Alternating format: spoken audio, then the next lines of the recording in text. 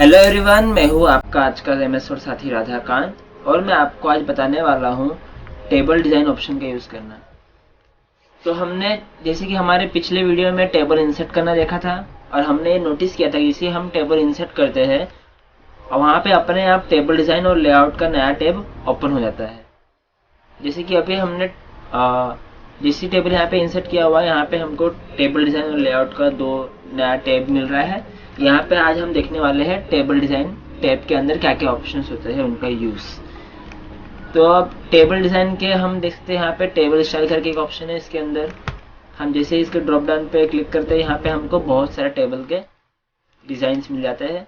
अभी हमें इसमें से जो डिज़ाइन चाहिए हम वो चूज़ कर सकते हैं। जैसे कि अभी मैंने ये वाला डिज़ाइन चूज़ कर लिया। जैसे ही मैंने ये वाला डिज़ाइन चूज़ किया, अब हम देखते हैं टेबल स्टाइल ऑप्शन के बारे में। यहाँ पे जैसे कि यहाँ पे एक हेडर रो का एक अलग से कलर फील्ड है। अगर मैं हेडर रो को क्लोज करता हूँ तो यहाँ पे वो हट जाता है। अब यहाँ पे मैं अगर बेंडेड रोज को डिसेलेक्ट कर लेता हूँ तो यहाँ पे जो रोज, एक रो डार्क में एक रो लाइट में जो था कलर, अब वो हट चुका है। अब अगर मैं इसको फिर से ऑन करता हूँ तो यहाँ पे फिर से वैसे रोज हो चुकी है। अब अगर मैं कॉलम को भी वैसे करता हूँ तो यहाँ पे कॉलम भी कुछ लाइट और कुछ डार्क में हो जा रहे हैं।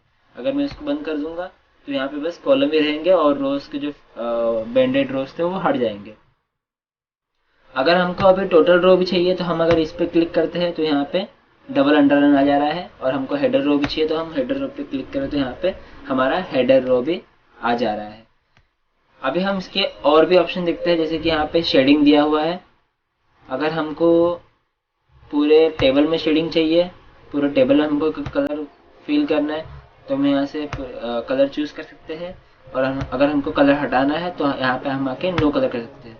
अगर हमको किसी एक सेल में कलर चाहिए तो हम शेडिंग में जाएंगे और वहाँ से कलर चूज कर लेंगे।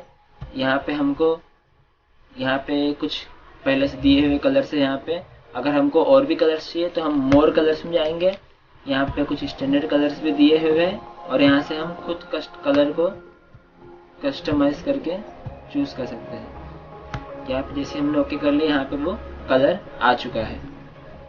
अब हम यहाँ पे वापस नो कलर कर लेते हैं और कुछ आगे के ऑप्शंस देखते हैं। यहाँ पे जैसे कि हमने बॉर्डर स्टाइल देखा है, यहाँ पे हमको अलग अलग कलर के अलग अलग लाइन के बोल्ड, डबल अंडरलाइन, अलग अलग हमको बॉर्डर स्टाइल दिख रहे हैं। हमने अगर मान लो ये वाला बॉर्डर पे क्लिक कर लिया, अब यहाँ पे अपने आप एक पेंसिल हमारे कर्सर पे आ चुका है। हम जैसे ही इस पे क्लिक करेंगे वो बॉर्डर वो अपने आप यहाँ पे जो है उसकी ऐसी फॉर्मेटिंग करते जाएगा, वैसा बॉर्डर उसको मिलते जाएगा। अगर हम इसका डिज़ाइन चेंज करते हैं, कुछ इसका विड्थ में हम कुछ चेंज करते हैं और इसके कलर में हम कुछ चेंज करते हैं। अगर हमने इसको मान लो रेड ले लिया और हमको इसको पूरे को एक साथ में बॉर्डर देना है तो हम यहाँ पे ऑल बॉर्डर पे आके जैसे क्लिक करेंगे, यहाँ पे आप लोग देख सकते हो बड़े ही आसानी से यहाँ पे इस बॉर्डर स्टाइल के इतने विड्थ के रेड पेन कलर के ऑल बॉर्डर पे यहाँ पे बड़े ही इजीली में बॉर्डर आ चुका है। आशा रखता हूँ आपको टेबल डिज़ाइन ऑप्शन के सारे ऑप्शन का यूज़ पता चल गया होगा और आप अभी इसको बड़े आसानी से यूज़ कर सकते हो। अगर आपको अभी भी किसी भी ऑप्शन में डाउट हो तो आप हमें कमेंट सेक्शन में पूछ सकते हो। Thank you so much.